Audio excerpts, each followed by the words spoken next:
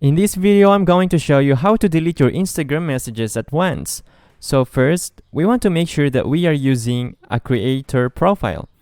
Open Instagram, open your account, and then tap menu, and then go to settings, account, swipe down, switch to professional account, continue, continue, continue, continue again, and you want to select digital creator.